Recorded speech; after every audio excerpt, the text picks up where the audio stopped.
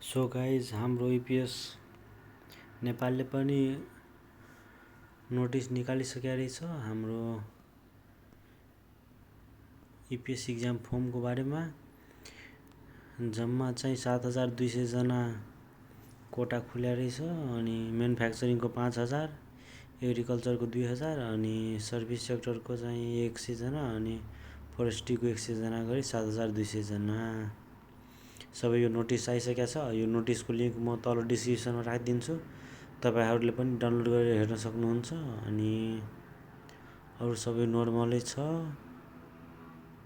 आवेदन दर्ता चाहिँ जुलाई 27 देखि 2 सम्म रहेछ, अगस्त 2 सम्म। पासपोर्ट सासपोर्ट फोटो जेपिजी। अनि हाम्रो इक्जाम चाहिँ 5 सिफ्टमा हुन्छ, 9 बजेदेखि 9:30 बजेसम्म। रिडिङ लिस्टिङ गरेर 9 देखि 10, 20 सम्म टोटल। 9 बजेदेखि स्टार्ट हुन्छ हाम्रो इक्जाम, अनि 4:20 खत्तम हुन्छ। 5वटा सिफ्टमा हाम्रो इक्जाम हुन्छ।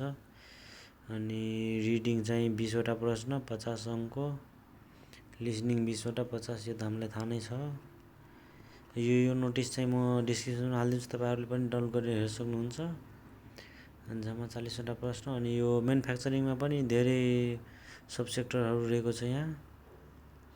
Food product, non metal waste, के अदर म्यानुफ्याक्चरिङ, फर्निसिङ। अनि अर्को एग्रिकल्चरमा पनि 2-3वटा रहेछ सब सेक्टरहरू। अनि अर्को चाहिँ सब सेक्टर सर्भिस सेक्टरमा पनि रहेछ, एउटा 2टा नै रहेछ यसमा पनि। सर्भिस सेक्टर फरेस्ट्रीमा 600 जना मात्रै छ है गाइज। अनि एग्रिकल्चरमा 2000, अनि 5000 चाहिँ म्यानुफ्याक्चरिङमा भर्खर इक्जाम दिएर 2025को इक्जाम दिने पासरहरू चाहिँ अहिले रोस्टरमै बसिराख्नु भएको छ। सो 7वटा पेजमा छ हाम्रो। यही हो नोटिस डिस्क्रिप्सनमा छ, तपाईँहरूले डाउनलोड गरेर हेर्न सक्नुहुन्छ। सो फर्म चाहिँ साँच्चीकै खुलिसक्यो, भर्ने डेट सेट सबै आइसक्यो गाइज।